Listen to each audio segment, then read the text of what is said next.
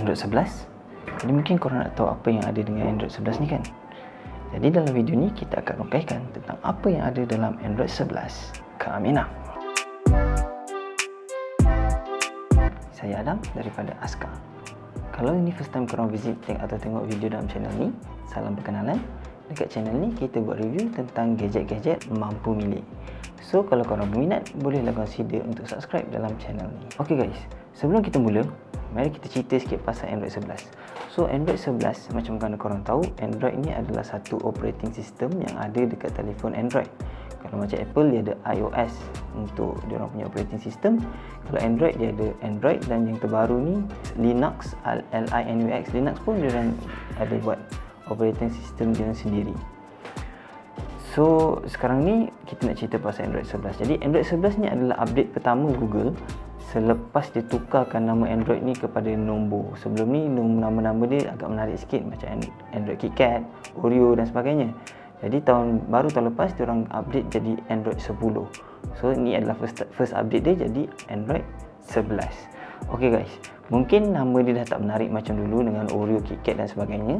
Tapi mungkin dalam Android 11 ni ada benda-benda yang menarik yang mungkin kita boleh cuba test untuk menarikkan lagi kita punya personal experience dengan telefon pintar. Nak cerita sikit pasal project Mainline. So Google actually diorang ada satu project ni, diorang panggil project Mainline, yang mana diorang nak sekalikan ataupun memudahkan update untuk Android device untuk dapatkan diorang punya Android punya software yang terbaru lah. Jadi Google masih lagi dalam proses project Mainline ni. Sebab tu sekarang ni kalau korang perasan, yang dapat Android 11 ni hanyalah mereka-mereka yang direct dengan Google. So Pixel user memang akan dapat Android 11 ni dululah. Ada juga phone-phone lain yang dah dapat. Contoh macam Samsung baru-baru ni dapat, Oppo, Xiaomi dan setengah-setengah phone yang dikeluarkan, yang baru keluar ni dia dah dapat Android 11 tapi dalam beta version lah. So tanpa buang masa sekali lagi, jom kita tengok apa yang ada dengan Android 11 ni. Okey, antara feature yang terbaru Android 11 ni, yang pertama sekali aku nak kongsi adalah feature notification setting dia.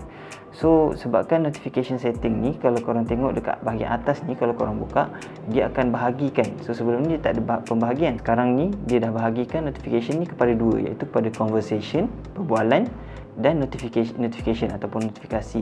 So senang untuk korang bezakan mana yang message, mana yang notification pada app, mana pada game, mana pada WhatsApp, mana daripada messenger ataupun message sendiri. So bagi aku ni sangat-sangat membantu, sebab tak adalah notification korang yang banyak tu jadi bercelaru. So taklah mengganggu kita punya nak cari apa-apa notification yang kita baru dapat, especially kalau message dengan app lah. Lagi satu yang paling penting dan yang paling menarik dengan notification setting ni, kalau korang scroll kat bawah sekali ni, aku akan tunjuk. So dekat bawah notification setting ni, korang boleh tukar setting ni jadi history ataupun notification history ni adalah untuk kalau contoh korang dah terpadam notification korang, macam siapa-siapa yang ada notification yang menarik yang memang korang nak tengok, tiba-tiba korang tertolak ke tepi, dia terpadam. Bila korang tekan history ni, korang boleh tengok balik apa history benda yang korang salah padam tu. So sangat-sangat menarik bagi aku lah. So ni membantu, sebab sebelum ni aku pernah juga terpadam notification yang mana aku nak baca. So bagi aku ni feature yang sangat menarik lah dekat Android 11 ni. Yang kedua, media control. So media control ni apa dia? Media control ni adalah dia bagi media control untuk korang tekan play dengan pause button dekat bahagian atas ni. So bila korang play apa-apa media daripada web browsing atau apa-apa, dia akan keluar daripada media setting ni. So korang boleh play dengan pause ataupun skip ke next track dan sebagainya. Dan apa yang menariknya dekat sini, kalau korang tengok dekat media control ni, korang boleh tengok dekat mana audio output dia. Kalau korang tengok kat sini, kalau korang tekan, dia boleh tukar daripada headphone kepada bluetooth kepada internal punya sound. So sangat menarik, korang boleh pilih tukar-tukar lah, tak payah nak cabut-cabut ataupun nak tukar kat mana setting. So ini bagi aku sangat menarik lah dekat dalam Android 11 ni. Sekarang kita dah habis dekat notification setting, kita masuk pula yang ketiga, iaitu app switcher. App switcher ni apa? Adalah bila korang nak tukar antara satu aplikasi ke aplikasi yang lain. Okay, sebagai contoh, korang nak tukar dari aplikasi ni ke aplikasi ni, korang kena tolak ke atas dan tahan sikit dan boleh tukar-tukar lah. So dekat dalam ni, korang boleh scroll ke hujung sekali belah kiri, dia ada clear all untuk clear semua. Jadi ini adalah salah satu feature yang menarik lah. Tapi apa yang aku nak kongsi sebenarnya, yang paling menarik kat sini bagi aku adalah ni dua kat bawah ni, screenshot dan select. So korang boleh pilih untuk screenshot gambar tu ataupun select. Select ni apa? Kalau contoh korang buka web page, korang tekan select ni, dia akan selectkan perkataan-perkataan yang korang nak. Contoh perkataan yang korang nak copy atau paste ataupun nak search perkataan tu, korang daripada web page tu korang tolak ke atas, tekan select dan select benda tu, dan korang boleh tulis search, copy ataupun sebagainya lah untuk membantu korang mencari maklumat dengan lebih cepat. Itu adalah new feature untuk app switcher. Ok guys, yang keempat, ada satu feature yang memang dah common sebenarnya, tapi bagi aku sangat menarik dekat Android 11 ni ataupun kat Google Pixel yang aku pakai ni. Sebab macam mana, mungkin korang pernah tengok atau tak pernah tengok. Kalau korang belum tengok, aku suggest korang tengok satu cerita ni, cerita Snowden. So dalam cerita ni dia tunjukkan macam mana kerajaan US, diorang boleh track ataupun spy untuk dalam mana-mana phone, laptop ataupun mana-mana digital punya barang lah. Jadi kat sini dia bagi requesting permission.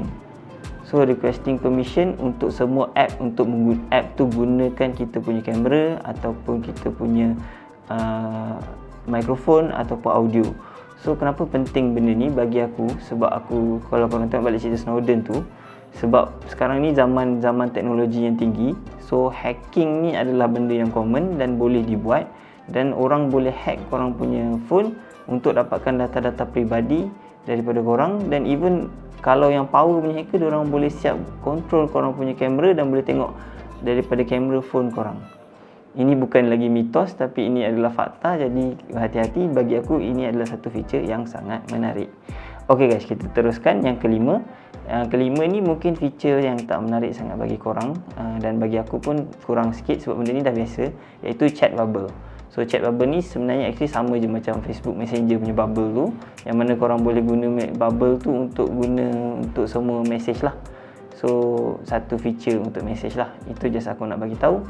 Ok guys, next moving on, screen recording yang ke-6. So screen recording ni sangat menarik. Maksudnya korang boleh record screen korang tanpa menggunakan third party app. Maksudnya korang boleh terus scroll dekat atas notification ni, dan bila kat atas notification ni korang tolak sikit ke kanan, ada screen record start. So bila korang tekan screen record start ni, dia akan record screen korang, dan dekat sini juga dia bagi korang pilihan untuk buat record audio dan show touch on screen. So maksudnya korang boleh record sekali dengan audio dan tunjuk sekali touch apa yang korang sentuh dekat phone ni, supaya kalau contoh korang nak buat satu tutorial ataupun guide untuk orang yang tak kerti buat setting phone, korang boleh pakai dekat sini dan recordkan apa yang korang buat. So sangat menarik bagi akulah. Okay, yang ketujuh, auto rotation dekat home screen. So apa yang menariknya auto rotation ni? Sebab benda ni dah common kan, kita boleh rotate. Asal kita pusing phone ni, semua dah boleh rotate kan. Jadi sekarang ni dia ada auto rotation sampai dekat home screen, macam korang tengok kat sini. So bila aku rotatekan dia akan tukar jadi auto rotation dekat bahagian screen aku yang ni. So ini adalah salah satu feature yang terbaru lah. Mungkin ada orang guna, mungkin tak ada orang tak guna. Tapi bagi aku sangat menarik, sebab kalau orang yang main game, dia punya feature tu memang dah landscape macam ni, dan bila diorang keluar tu tak adalah dia terpusing dan menjadikan benda tu lag kan. Feature yang ke-8, feature apa? Iaitu feature app suggestion. Feature app suggestion ni, kalau korang nak tahu, dia akan mana-mana app yang korang biasa guna, jadi dia akan suggest dekat app drawer korang. Bila korang tolak ke atas macam ni, so dekat atas sekali ni adalah feature app-app yang korang biasa guna. Macam contoh kat sini. So mana-mana yang korang biasa guna, korang akan nampak dekat sini. So basically dia memudahkan korang lah, sebab benda ni korang memang biasa guna. Jadi bila korang tolak ke atas, oh kat sini je kita punya app-app yang biasa dah guna, kita tekan je lah. So itu adalah feature app suggestion. So itulah feature-feature baru yang menarik yang aku nak kongsikan dengan korang yang ada dekat Android 11. Dan tak lupakan juga, dekat dalam Android 11 ni korang dapat 117 emoji baru. Jadi dengan emoji-emoji baru ni, korang mungkin boleh main-main dengan emoji-emoji baru ni lah. Sangat-sangat menarik. Ok guys, bagi aku dalam Android 11 ni tak adalah revolutionary sangat perubahan dia ataupun update dia. Sebab dia update macam tweak. Tapi bagi aku Android punya sistem ni memang dah solid, dan dia tweak tu bertambah lagi solid dan bertambah lagi senang lah, user friendly lah untuk kita.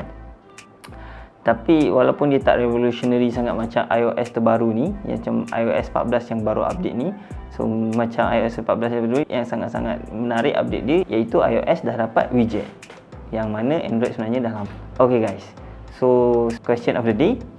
So bagi korang, apa feature yang paling menarik bagi korang untuk Android 11 ni?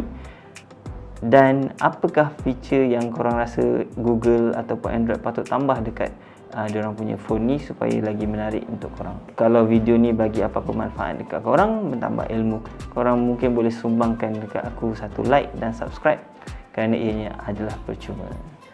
Ok guys, sekian saja saya Adam daripada Aska Tech. Assalamualaikum dan salam sejahtera.